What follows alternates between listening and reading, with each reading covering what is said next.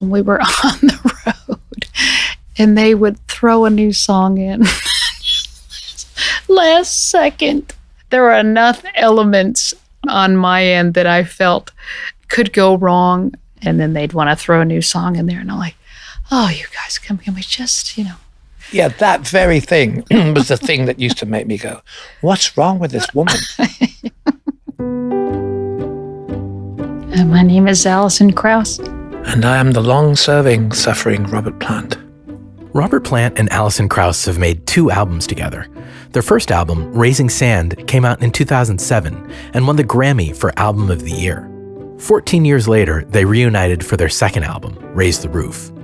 Robert Plant was the singer and frontman of Led Zeppelin. He's in the Rock and Roll Hall of Fame, and he won a Lifetime Achievement Grammy. Alison Krauss is a multi-platinum artist who started out as a fiddle-playing child prodigy. She's one of the top Grammy winners of all time. She has 27. On their albums together, Robert and Alison combined their individual rock and bluegrass sensibilities to reimagine songs. Their story began in 2003 when Robert was in the car listening to the radio. A long, long time ago, I was driving home from a local hostelry and I heard this most beautiful voice and a whole idiom of music that didn't really permeate the sound waves in the United Kingdom. But I heard these beautiful tones and this beautiful voice and this innocence exuding a promise and an optimism, the likes of which I'd never heard before. The voice sitting opposite me that's now looking at me with a very strange expression. And I pulled over on the side of the road and Alison sang to me about little children on the side of a hill who had lost their sheep and their parents were looking for them all night long, playing banjos. That's a true story. In the spring of 1856, with the snow still on the ground, 2 little boys were lost in the mountains above the town. It just captivated me. I was enamored by her style and the lightness of her delivery. I'd been invited to go to the Rock and Roll Hall of Fame in Cleveland, Ohio, to celebrate the work of Leadbelly, to pay kind of homage in a way to him. I was able to reach out to Alison. I remember I got a call from my manager at the time, and she goes, hey, Robert Plant is going to call you in 5 minutes. My brother used to play Led Zeppelin in his room, and we had grown up listening to that music. And so I said, what does he want? She goes, I don't know. So at the time, I was putting my son to sleep, who was a little boy at the time. And so there the phone rang and, hello, it's Robert. And I had to be really quiet. I just was trying not to wake my son up. And so I had to go, hey, Robert, yeah, it's really great. Nice to talk to you. And it was kind of like this really weird phone call. And then he asked about going and playing in Cleveland. So we met in Cleveland in remarkable circumstances. I didn't know anything about how her world worked as a traveling musician, and she knew nothing about mine.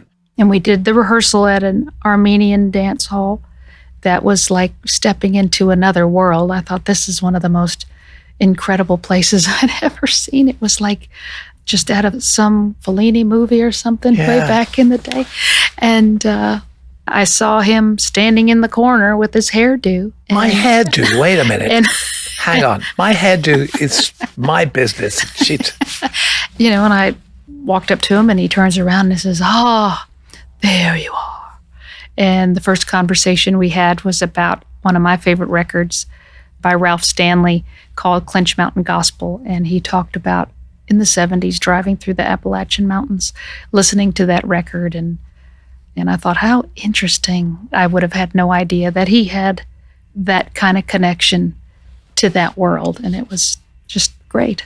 A very good first meeting because it allowed us to see what our personalities might be like, which is almost more important than where we go to as players. She's a very charming and humorous woman, we really did have some kind of very unusual, unexpected affinity. And we took the stage and played some Leadbelly stuff. And, well, let's just say it was a work in progress. There was a little bit of floundering. Unfortunately, I didn't realize there was one or two really important aspects of singing with another person that I'd yet to be considering. And that is, if I'm singing, what is the other person going to sing?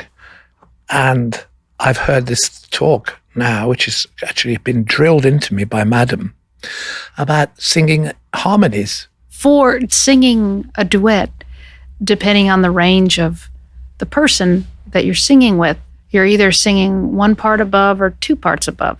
But, I just thought we'd just sing. I was sending it left, right, and center with Alison screwing up that beautiful face and saying, why don't you sing the same thing twice? Because how, in heaven's name, am I supposed to sing along with you if you're kind of, baby, oh, mama, mama, all over the place? It was just really funny. But, the great thing about it was even when it was going into some strange spiral of turmoil, Alison was laughing at me across her violin, and I think she thought I was a little bit nuts. So that was the way that we started once upon a time in Cleveland. But whatever happened that night set the scene for all the events that have followed it, really. And the next time that we talked was about making a record. Robert called. Again. And he says, hey, let's get together and go in the studio for 3 days and let's just give it a shot. And he said, if it doesn't work, we'll just move on. And I thought, well, that sounds like fun. And I remember saying, I don't want to produce it. He says, I don't want to produce it. So I brought up T-Bone Burnett, who I had worked with a number of times on the Oh Brother, Where Art Thou soundtrack and Cold Mountain. And he had an incredible respect for that kind of music, bluegrass music and acoustic music. And I knew about his career with rock and roll. And he seemed like a perfect bridge. Robert loved the idea. T-Bone loved the idea. T-Bone had suggested some particularly beautiful songs. And sent us those. And then we got together in Nashville. And I have to admit, I was nervous how we were going to do it because there were so many unknowns of what in the world, how it was going to work. Walking in with a blindfold on, I said to T-Bone, well, we got 3 days. We can see how it goes and, no more commitment after that. And he says, oh, we'll get it done. He goes, this is going to work. And he was very confident. And he had said, T-Bone said, well, my goal is to make you both very uncomfortable. And we're like, boy, that sounds like a joy. I can't wait to get in the studio. But he wanted us to not be doing something we'd already done. And I guess 2 or 3 days before we went into track, we did a lot of rewriting, trading those leads and harmony parts around. And some of the melody lines where we would switch, from Robert singing lead to me singing lead, and then he would jump to harmony. And I thought that was a really beautiful idea. We're not trying to create something where our egos are being looked after by making sure that I get my bit in and Alison gets her bit in. It's not always going to be both of us singing. It's not always going to be either of us backing the other up. For myself and for Robert, it was a totally new way of singing together. He is very off the cuff, and I grew up in a very regimented style of singing. And, to bring those things together can be... interesting. Yes. Robert's attitude was, let's just go in and try. And so for myself, that's the first time I'd ever recorded like that. With Alison, I was learning. I was going into an area that kind of worried me and frightened me and still does. And I follow her angles when it comes to harmonies and stuff like that, which in the past would be something that I would consider to be unattainable because it's never been in my world at all. the boundaries of that atmosphere with the three of us in there and that group of musicians. I mean, it was a group think, and we ended up really kind of giving a new life to those songs. You could suggest a song and play the original version and just get a feel for it, if it came from 1953 or whatever it was. For example, Rich Woman, originally by Lil Millet down in New Orleans. I got a woman with a plenty of money. She's got the money and I got the honey. That's such a sexy piece of music. I mean, it's just incredible in its original form. If we didn't have the right guys there, musicians who were on the studio floor, it would have sounded lumpy and it would have been like, oh, this is not going to work. But instead, it was like incredibly alluring, the groove that was created.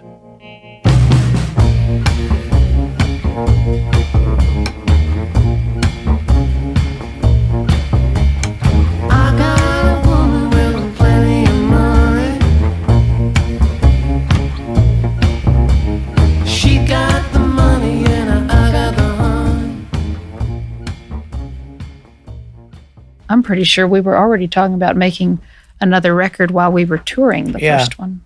You know, I never played with amps like they had on stage. You know, everything for me in the past was, you know, very low volume. I could hear everything, and we were on the road and they would throw a new song in. Last second.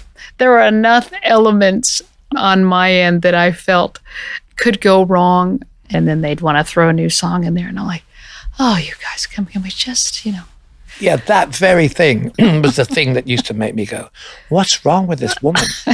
I mean, surely expression is everything. If you can take your violin towards the amplifier to get a little bit of feedback, and then perhaps put your violin bow just stick the mic right in front of the amp. Yeah, see, she's waiting to come out. That's what. Alison Krauss comes out. His spontaneity when he sings is so different than my whole mentality through the years. I got really fascinated with being able to sing something 10 times and be able to piece something together. And then, you know, he'd get in there and just throw down. And it was all about right now, right this second. This is about capturing this moment in time. And it was really a wake-up call for myself, you know, about really being present and authentic. I was a typical English rocker, so to end up being encouraged and enamored by her meticulous vision of various parts of certain songs was quite an experience for an old dog. I found it was incredibly rewarding musically, and we had actually started to solder a really great affinity between us, a friendship which doesn't have to be propped up by anything at all. The whole thing was a surprise from just beginning to end. To have that whole thing wrap up with such a unexpected ending was, you know, just really remarkable, really. The Grammys? Yeah. Now we can fly between the great work of Calexico and the lost works of Geeshie Wiley. You know, there's no boundary to where we can go because we're actually, we're almost translators in this situation, I think. So as long as there are songs that people have never heard on my jukebox or in my record collection or in Alison's, then we've got a relationship and a gig together. Robert Plant and Alison Krauss are partners. Their 2 albums, Raise the Roof and Raising Sand, are available everywhere. You can find them online at plantkrauss.com or at plantkrauss.